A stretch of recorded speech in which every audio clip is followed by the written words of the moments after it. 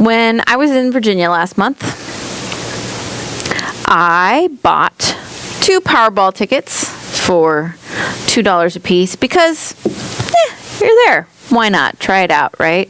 You know, Sue has a thing about the Powerball, so I said, you know, I'll buy one for me and buy one for Sue, and if they win, I'll see which one was mine and which was hers, though. Kidding, sort of.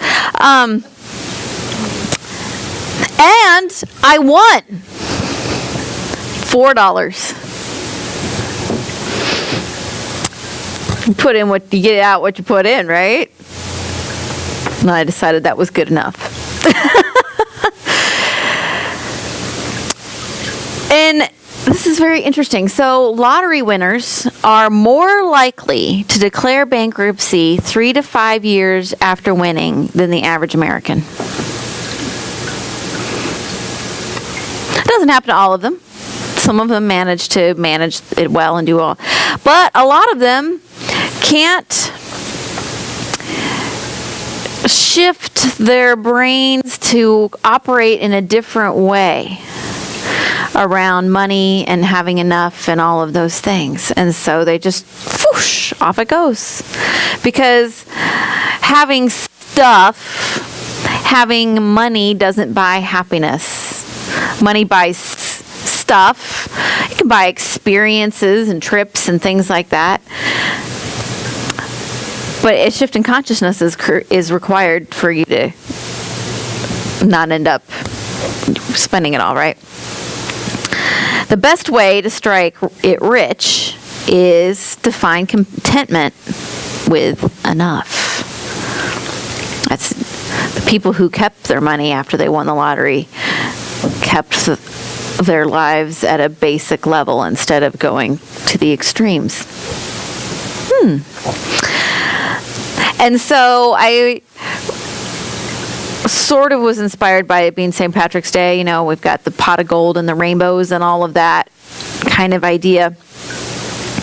But I, of course, took it a whole different way because that's what I do, right? So what does it mean to have enough? To have enough resources? There's, obviously, we like to have enough power, you know, we like to have the power come into our houses and keep our houses warm, and we like to be able to put gas in our cars so they go. We like to eat, right? I like to eat. All of those things, we'd like to have enough resources for all those things. And we've probably heard that things that people say, well, there's actually enough food in the world to feed everybody, that it's a distribution problem. And so I was wondering, you know, is that just something that people say, or is that actually true? And so I did some Googling, and from what I can figure out, that it is actually true, that there is more food being grown every year than, way more than is enough to actually feed all the people in the world. And so I go, so how come there's not enough?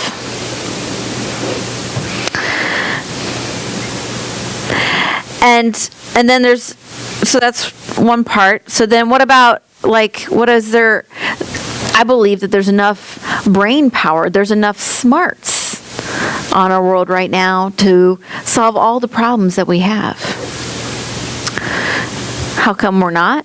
Well, that's kind of the same problem. It's an allocation problem, right?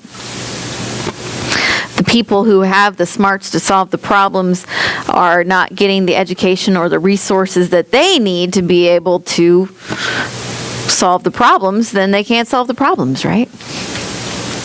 So, what does it mean to have enough? It's not just about donating, though donating is good. That kind of solves the problem, the immediate situation. If someone's not having enough, if you help them, then they have enough right now, but it doesn't solve the systematic problem. You know, that's where it comes into the distribution problem that was the overall kind of thing that we have. How do we get it to a place where everyone has enough? And so you may have heard there's just one of many avenues. There's the revival of the Poor People's Campaign, which started out as Martin Luther King Jr.'s campaign, which was a call for a moral revival to look at systematic poverty, to look at systematic racism, et cetera, et cetera, et cetera, the kind of things that are keeping us from everyone having enough. And so this is something that's coming up again, and it's something we might want to pay attention to. I'm paying attention to that there's steps for us to take to help us change how we do things.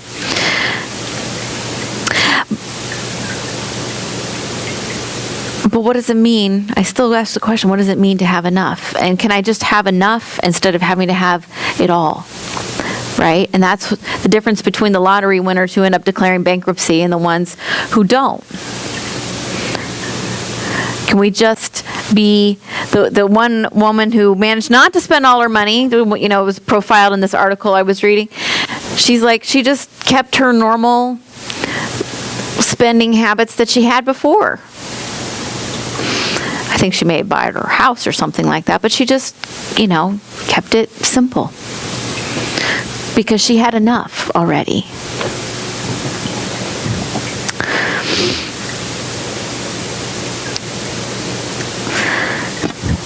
So,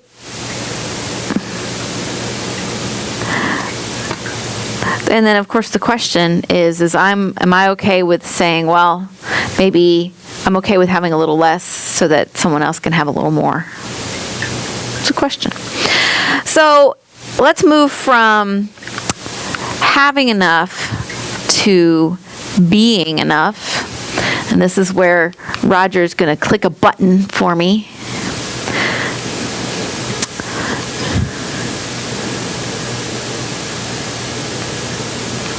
And the technology is going to work.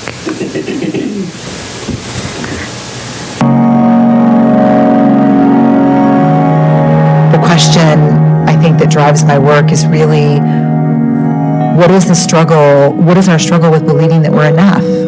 How does that play into the bigger cultural picture? What are the messages and expectations that fuel this sense that we have to be perfect, that we're not allowed to be vulnerable? It's about waking up in the morning and saying, no matter what gets done and how much is done and how it's done, I'm enough and I'm worthy of love and belonging and joy. I think wholeheartedness, the entire idea of wholeheartedness, is about engaging with the world from a place of worthiness.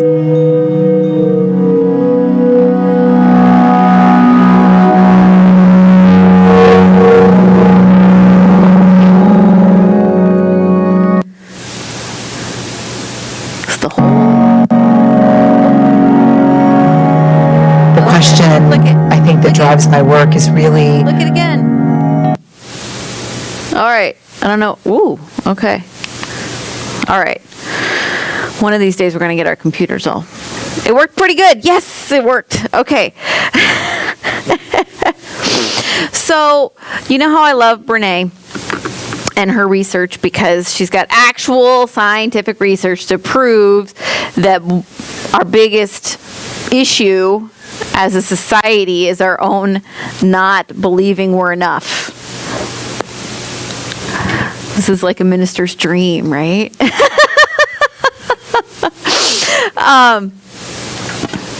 So how do we know that we're enough just as we are? It's like the core thing, the biggest thing. It can be really hard. We have learned through cultural influences, from family influences, from all over, that our worth might lie in our looks, in our education, in our wit, in our social standing, and our bank account, etc., etc., etc.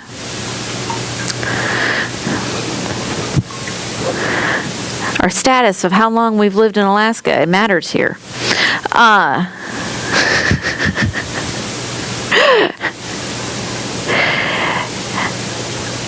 And so these are the stories that we've been told that tell us who we are, tells us whether we're good enough, whether we're worth the time, the energy to stand up.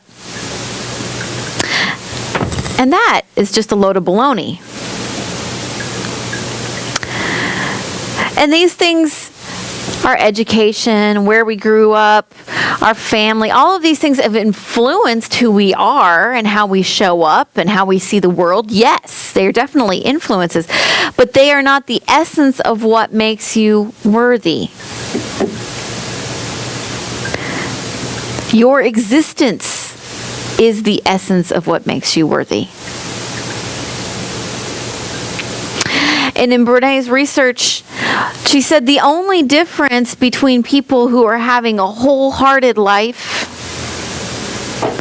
one of belonging and joy, and the people who were not having that wholehearted experience, the feeling of blame and shame and all, the only difference, I don't know if you remember this, it was a while ago that we did our book, the only difference is believing you were worth it.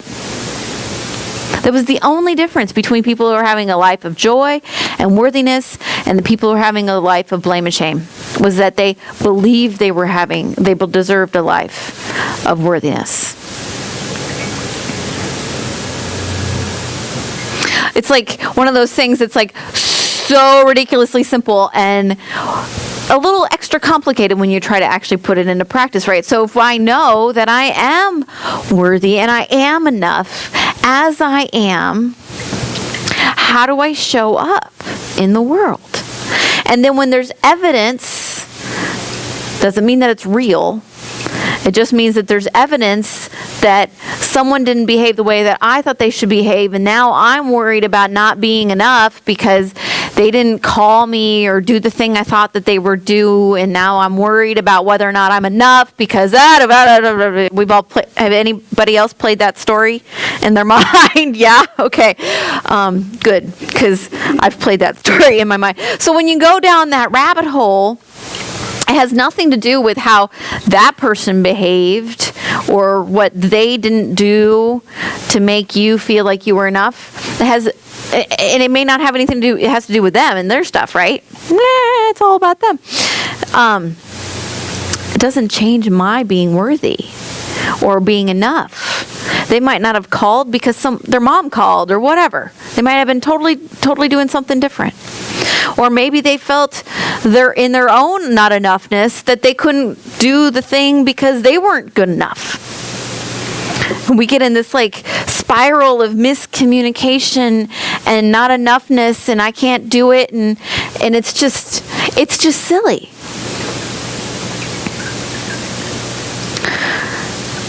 When 10 years ago, this year, we're celebrating the 10th anniversary of the Sacred Circle alternative prayer service that my best friend Jenny and I set up at Unity Village.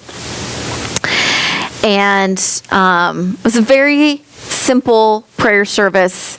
We had dancing time. We played a music song. We'd moved. We had a discussion time with Unity quotes, and then we had a meditation. Very simple. Anybody could lead it with a little coaching. And yet, the first time we did it, this is before I'd started ministerial school, before I'd done a lot of things, I was nervous. I made Jenny lead the first one, which I know, just like, you know me now, and you're like, really? Like, I know, okay. But I was like, but Jenny led yoga classes, so she knew how to do these things, right? I was like, in my mind, I'm like, she could do it better than I could. That was my thought. And so I made her lead the first one. I was like, you. And then after that, I did the next one, and then it became, I could do this in my sleep, right? It's so basic. But many people who were the first time they were doing it would be like, oh, right, Bill? Bill's led it. But the first time you're like, what about the da-da-da-da-da? And it's like that anytime. But if I had really come in a place of knowing that I was enough, that whatever I did was going to be good enough, I might not have needed to make Jenny do it the first time. because I would have known that it was going to be okay. And so I've learned over the years, like the first time I had performed a memorial service, had I ever done it before? I mean, I'd done practice things at school, but that's not the same as the real thing. And you're like, well, you just go, okay, it's going to be good enough. It's going to be good enough. And you know what? It was good enough. It was good. Hey, the biggest difference is feeling like you can, like you are good enough, and then you can do it. And so there's been a thing kind of trickling around on some parts of the internet. This idea, so when you're moving from your existence being enough and moving from sorry to thank you. Instead of, I'm sorry I was late, thank you for your patience.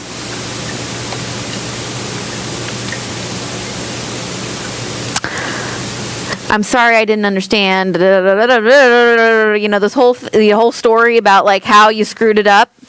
Just thank you for helping me understand it. Whatever you have going on, instead of sorry I need to ask you for the thank you for being willing to listen to my request.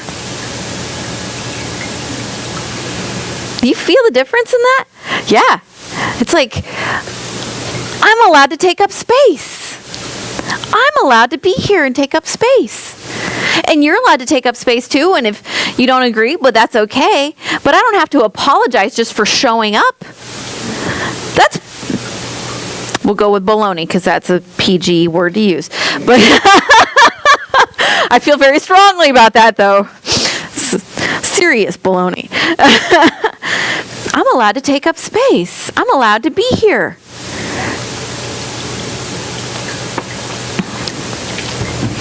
And that being enough and knowing that we have enough, that is the richest thing that we can have. Because if we know that we can show up and that our showing up is enough to be there, and that we may need to do some more steps.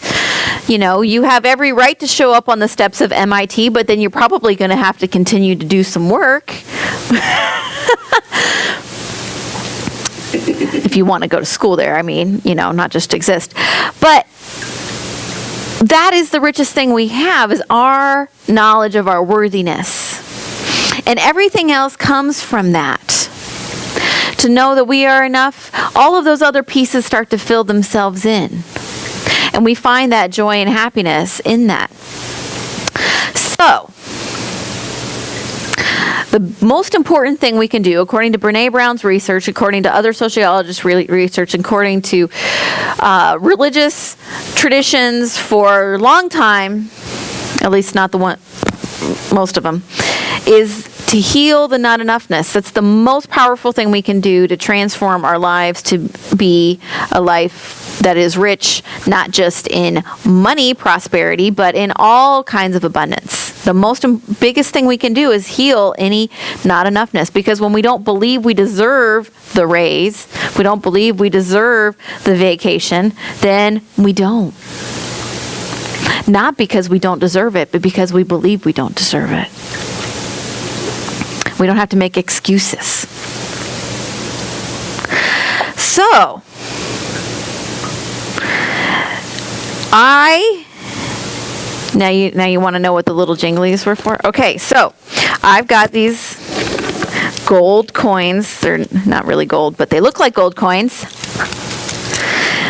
To represent your abundance, that you're rich, that you're worthy. Okay? Because this is like your little pot of gold. You are the pot of gold at the end of the rainbow. Yeah. So this is to remember that you are golden, worthy. And I would love to give you all like real gold coins. That wasn't in the budget. So instead, you get these ones. And I do not expect to see any of these in the offering basket because that is not the point. This is for you to remember who you are. So put it in your pocket or put it in your altar or wherever you're going to see it to remember that is who you are.